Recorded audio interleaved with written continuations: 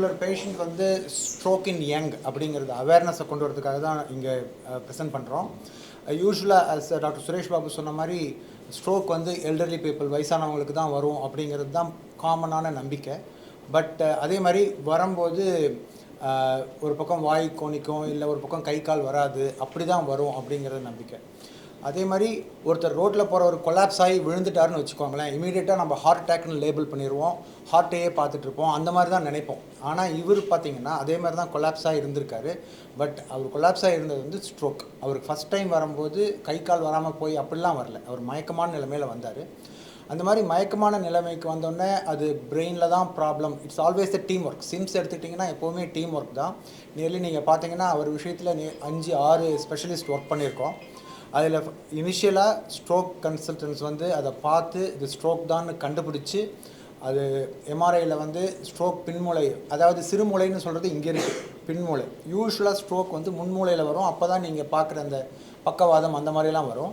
இவருக்கு வந்து பின்மூளையில் தான் ஸ்ட்ரோக் வந்துச்சு. பின்மூளையில் இருக்கிறதுல வந்து நார்மலாக வர ஃபீச்சர்ஸோட பேஷண்ட்ஸ் வரமாட்டாங்க. இந்த மாதிரி தான் மயக்கமான நிலைமையில் வருவாங்க. அதுக்கு 2 காரணம். ஒன்று வந்து பின்மூளை வீங்கும்போது அது மூளையுடைய முக்கியமான பகுதி, இந்த மிடில் ஆஃப் லாங்கேட்டான்னு கேள்விப்பட்டிருப்பீங்க, அதை போய் அழுத்தும். அல்லது அந்த பான்ஸ் மிடில் ஆஃப் லாங்கேட்டாவை அழுத்தும் போது அங்கே தான் உயிரே இருக்குது. மூச்சு விடுறது அங்கே தான் இருக்குது, ஞாபக சக்திக்கு போகிற ஃபைபர்ஸ்லாம் அங்கே தான் இருக்குது, ஹார்ட் பீட் அங்கே தான் இருக்குது. ஸோ அதை அழுத்தும் போது இமீடியட்டாக மயக்கமாயிடுவாங்க. இன்னொரு ரீசன் மயக்கமாகிறதுக்கு காரணம் என்னென்னா, நம்ம எல்லாருமே பிரெயினில் வந்து ஒரு நாளைக்கு 1/2 லிட்டர் ஃப்ளூயிட் செக்ரீட் பண்ணுறோம். அந்த ஃப்ளூயிடை வந்து அடைச்சிரும்.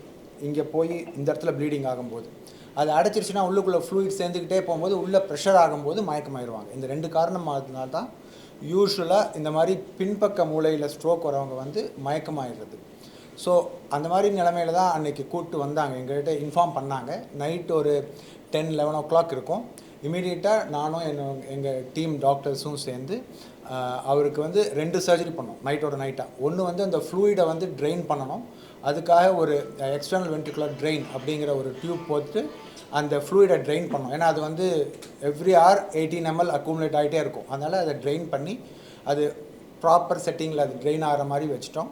இன்னொரு சர்ஜரி பின்பக்கம் இருக்கிற போனை எடுத்து மூளையோடைய எல்லாத்தையும் ரிலீஸ் பண்ணி அந்த மூளை வீங்கிறதுக்கு இடம் கொடுத்தோம். ஏன்னா ஒன்ஸ் ஸ்ட்ரோக் வந்துச்சுன்னா அடிபடுற மாதிரி தான், அடிபட்டால் வீங்குது இல்லையா, அது மாதிரி ஸ்ட்ரோக் வந்தோடனே மூளை வீங்கும். ஆனால் வீங்கிறதுக்கு உள்ள இடம் இல்லை. அதுக்காக அந்த இடத்துல ரிலீஸ் பண்ணி விட்டு கொண்டு வந்து அதுக்கப்புறம் ஃபுல்லாக அந்த சர்ஜரி முடிஞ்சதுக்கப்புறம் ஐசியூக்கு வந்துட்டார். So surgery was just part of the total treatment. Rest of the treatment வந்து மற்ற டீம் டாக்டர்ஸ் மற்ற ஸ்பெஷலிஸ்ட்லாம் சேர்ந்து அவரை காப்பாற்றினோம். அது ஃபஸ்ட் எபிசோட். 2வது எபிசோட் வந்து அவருக்கு அந்த இன்னொரு ஸ்ட்ரோக் வந்த எபிசோடெலாம் ஆல்ரெடி டிஸ்கஸ் பண்ணிட்டோம். ஹர்ஷாவோட ஸ்டோரி எல்லாரும் சொல்கிறது எல்லோரும் கவனிச்சிருப்பீங்க. இந்த ஸ்டோரி நாங்கள் ஏன் உலகத்துக்கு தெரியப்படுத்தணும்னு நாங்கள் நினைக்கிறதுக்கு 2 விஷயங்கள் முக்கியம். ஒன்று, இவன் ஒரே ஆளில் இத்தனை விஷயங்கள், இத்தனை மெடிக்கல் விஷயமா இருந்தாலும் நிறைய விஷயங்கள் அவங்களுக்கு நடந்திருக்கு. 2வது, ஸ்ட்ரோக்கோட அவேர்னஸ்ங்கிறது நம்ம ஊரில் ரொம்ப ரொம்ப கம்மியாக இருக்குது. ஸ்ட்ரோக்கோட அறிகுறிகளாக இருக்கட்டும், BEFAST டாக்டர் ரிதேஷ் அதை பற்றி பேசினாங்க. ஸ்ட்ரோக் வந்தால் என்ன பண்ணணும்ங்கிறது அவேர்னஸ் ரொம்ப ரொம்ப கம்மியாக இருக்குது. ஸோ அவேர்னஸ் ரைஸ் பண்ணுறதுங்கிறது எங்களுடைய முக்கியமான நோக்கம். ஸ்ட்ரோக் ஒரு கேள்வி, நீங்கள் எங்கே அடுத்தது நீங்கள் என்ன கேள்வி கேட்கலாம், எல்லாரையும் கேள்வி கேட்கலாம். அதுக்கு முன்னாடி நான் ஒரு கேள்வி உங்கள்கிட்ட கேட்டுக்கிறேன். ஸ்ட்ரோக்கோட ஃபர்ஸ்ட் எய்ட் என்ன? வேறு யாராவது? சரி, ஸ்ட்ரோக்கோட நார்மலாக ஒரு ஃபர்ஸ்ட் எய்ட் அப்படின்னா ஏற்பட்டதுக்கு அப்புறம் பண்ணுறது நம்ம ஃபர்ஸ்ட் எய்டுன்னு பேசுவோம். ஆனால் ஸ்ட்ரோக்கில் மட்டும் அப்படி கிடையாது. ஸ்ட்ரோக்கில் இப்போ பண்ணுறது தான் ஃபர்ஸ்ட் எய்ட். அதாவது இப்போ ஒரு ஆள் ஒரு புது ஊருக்கு போகிறாங்க, இல்லை உங்கள் வீட்டு பக்கத்தில் எந்த ஆஸ்பத்திரியில் ஸ்ட்ரோக்குக்கு எந்த மாதிரி ட்ரீட்மெண்ட் பண்ணுவாங்க அது தெரிஞ்சுக்கிறது தான் ஃபர்ஸ்ட் எய்ட். ஏன்னா ஸ்ட்ரோக்குங்கிறது 2 டைப் இருக்குது. ரத்தம் கசிகிறது, ரத்தம் உறையிறது.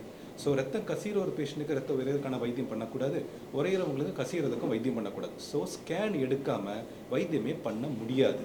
அப்படி இருக்கும்போது நம்ம எந்த இடத்துல ஒரு பேஷண்ட்டை கூட்டு போனால் கரெக்டான வைத்தியம் பண்ண முடியும்னு தெரிஞ்சுக்கணும். இதில் 3 டைப் ஆஃப் ஸ்ட்ரோக் சென்டர்ஸ் இருக்குது. ஒன்று, ஸ்ட்ரோக் ரெடி ஹாஸ்பிட்டல். அங்கே போனாங்கன்னா ஸ்கேன் பண்ணுவாங்க, என்னென்னு கண்டுபிடிக்க முடியும். அதுக்கு மேலே உள்ளது காம்ப்ரிஹென்சிவ் ஸ்ட்ரோக் கேர் சென்டர். இங்கே மோஸ்ட் ஆஃப் தி விஷயங்கள் பண்ண முடியும், ஸ்கேன் பண்ணிவிட்டு மருந்து கொடுக்க முடியும். அடுத்தது தான் அட்வான்ஸ் ஸ்ட்ரோக் கேர் சென்டர். இங்கே 24 hours நியூராலஜிஸ்ட் இருப்பாங்க, 24 ஹவர்ஸ் நியூரோ சர்ஜன் இருப்பாங்க. 24 ஹவர்ஸ் அவங்களுக்கு உள்ளே போய் ரத்த குழாயில் அடைப்பு அதை எடுக்கிறதுக்கான வசதி இருக்கும். இன்னொன்று அந்த இப்போ இவங்களுக்கு ஹர்ஷக் பண்ணியிருக்கிற மாதிரி எமர்ஜென்சியாக சர்ஜரி பண்ண முடியும். ஒரு ஆள் ஒரு பிரச்சனை மூளையில் ப்ரெஷர் அதிகமான இம்மீடியட்டாக சர்ஜரி பண்ணக்கூடிய அளவுக்கு வசதி இருந்தால் தான் அட்வான்ஸ் ஸ்ட்ரோக் கேர்.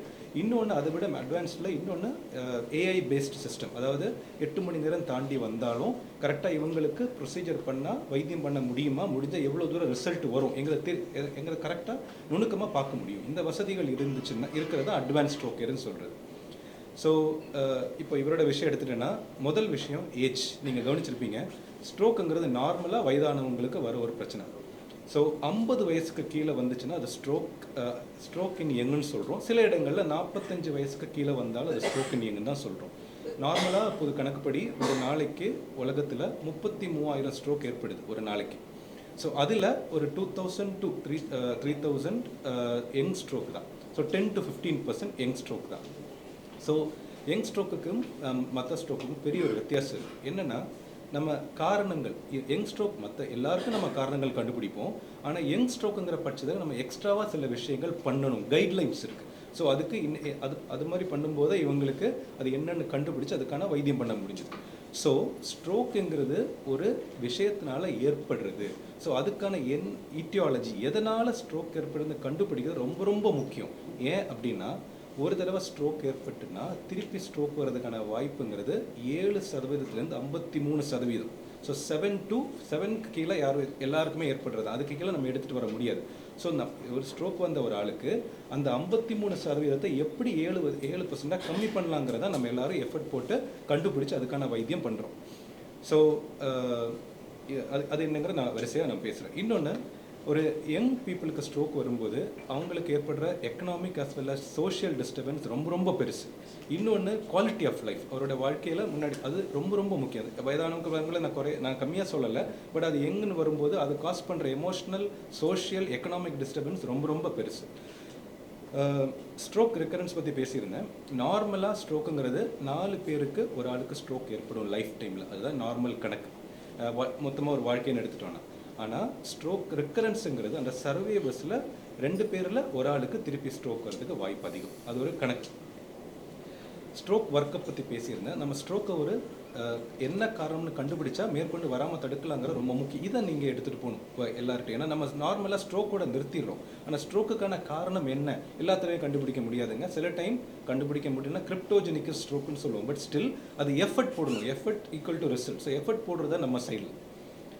முன்னாடி நம்ம எல்லாருமே டைம் பற்றி பேசிகிட்டு இருந்தோம். டைம் இஸ் பிரெயின் பேசிகிட்டு இருந்தோம். இப்போ நம்ம அதை டைம் அண்ட் டிஷ்யூ இஸ் பிரெயினை மாற்றிருக்கோம். ஏன் அப்படின்னா, நார்மலாக ஒரு 100 கிராம் ஆஃப் பிரெயின் டிஷ்யூவில் நார்மலாக 50 ml of blood per minute போகணும்.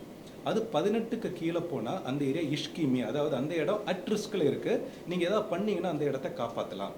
8 mlக்கு கீழே போனால் அந்த இடம் இறந்துடும். ஸோ அந்த 8 to 80 அந்த இடத்த காப்பாற்றுறது நம்மளுடைய, அதுக்கு இஷ்கீமிக் பெனம்பரான டெக்னிக்கல் நேம் சொல்லுவோம்.